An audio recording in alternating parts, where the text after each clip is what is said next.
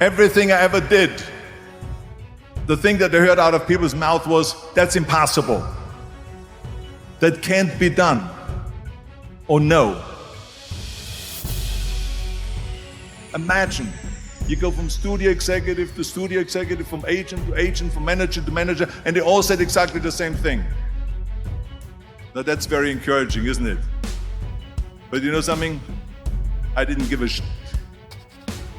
Because I believed that I can be a leading man. I believed that I could be another Clint Eastwood, or another Burt Reynolds, or another Warren Beatty, or whatever those characters were, Charles Bronson and so on. I believed that I could be those people. I said, there's enough room on that ladder that I can fit up there. And I looked back again and learned from what I learned in sports. In my case, in bodybuilding. It's all about the hard work that you put in. I said to myself, in bodybuilding, I worked out 5-6 hours a day. I'm gonna do the same thing now for acting. So whenever someone said to me, it can't be done, I heard it can be done. When they said no, I heard yes. And when they said it's impossible, I heard it is possible. Because I am a strong believer. Well, I'm gonna be the one, I said to myself, I'm gonna do it and I'm gonna show it to them. Maybe it has never been done before. That's perfectly fine with me. But I'm gonna do it. And I did not listen to the naysayers. So people always ask me, when they saw me in the gym in the pumping iron days, they say, why is it that you're working out so hard? 5 hours a day, 6 hours a day, and you have always a smile on your face. The others are working out just as hard as you do, and they look sour in the face. Why is that? And I told people all the time, I said, because to me, I'm shooting for a goal. In front of me is the Mr. Universe title. So every rep that I do gets me closer to accomplishing that goal, to make this goal, this vision turn into reality. Every single set that I do, every repetition, every weight that I lift will get me a step closer to turn this goal into reality. So I couldn't wait to do another 500-pound squat. I couldn't wait to do another 500-pound bench press. I couldn't wait to do another 2,000 reps of sit-ups. I couldn't wait for the next exercise, for the next half hour of posing and all the kind of things that you have to do. You'll be a champion.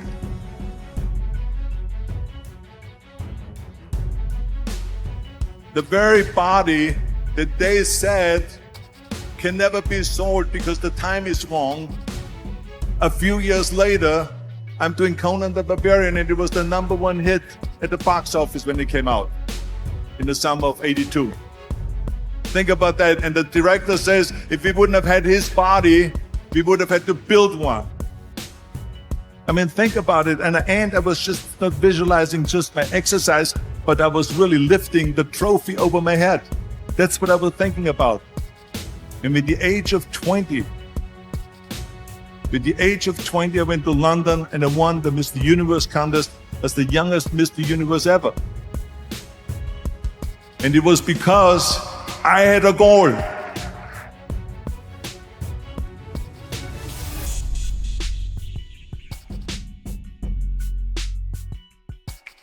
Because I believed.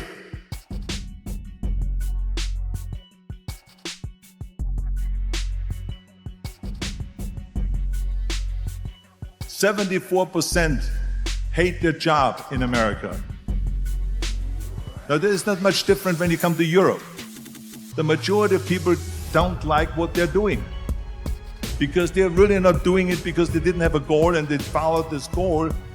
They just aimlessly drift around, and then all of a sudden there's a job opening, so they get that job because you have to work. But then when you work, it's a chore. It's work. It's not fun. So if you think about, only a quarter of the people really enjoy what they're doing in life. That is unbelievable if you think about it. So I felt so blessed that I knew what I was doing. It's like a medical student that studies and knows he wants to become a doctor. You know where to go. So I knew where to go. You see, if you don't have a vision of where you go, and if you don't have a goal where you go, you drift around and you never end up anywhere. It's like you can have the best ship in the world, you can have the best airplane in the world. If the pilot or the captain doesn't know where to go, it would just drift around. It would not end up anywhere, or most likely in the wrong place. And I didn't really like Austria when I grew up. I couldn't wait to get out of there. I couldn't see myself becoming a farmer or a worker in a factory or anything like that. Even though my parents wanted me to stay there and have a normal life. But that was their vision, not mine. My vision was totally different. I felt that I was born for something special, for something unique, for something big. Do you know how great it felt that I knew where I was going? Imagine the majority of people don't know where they're going.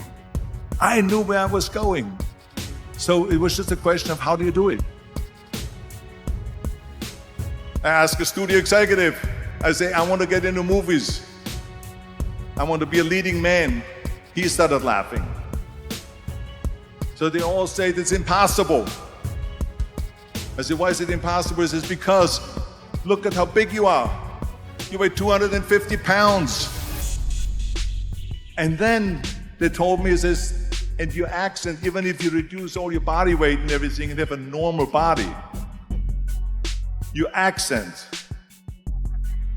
He says, no one in Hollywood ever has become a leading man that had an accent. Doesn't happen. They said, no, you see, it's impossible. And plus your name who can pronounce Schwarzenegger or something like that. No one can pronounce that, so forget about it, Arnold. This is the kind of thing that I heard. It's all about the hard work that you put in.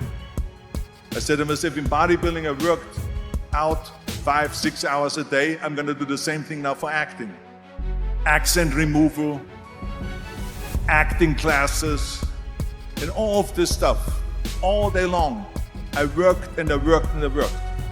And then all of a sudden, I was asked by Dino De Laurentiis and the Universal Studio, biggest studio, to star in Conan the Barbarian. And after I did Conan the Barbarian, the director at the press conference said to the press, if we wouldn't have had Arnold, we would have had to build one. So all of a sudden, my body became an asset, not a liability. And the same thing was with Terminator. After we were finished filming Terminator, Jim Cameron said to the press, if Arnold wouldn't have had that accent and talked like a machine, I think the movie wouldn't have worked.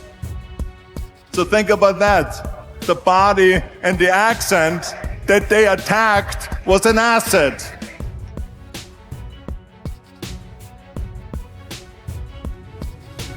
But I didn't listen to those losers.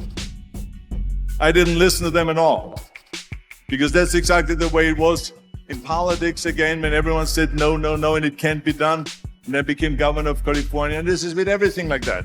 This is just the reality of it, is that you cannot listen to the naysayers. So this is a very important lesson for all of you. So when someone says, no, this is a stupid idea, you in your mind, you don't have to say it, but in your mind just say this of you. You know? Or do you know?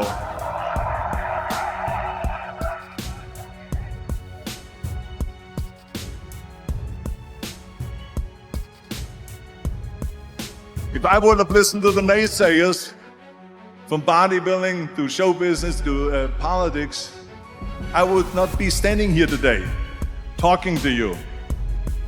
I would be in Austria in the Alps, yodeling. That's right. I would be in Austria still left, yodeling. That's what I will be doing, exactly. So this is why I say don't listen to the naysayers.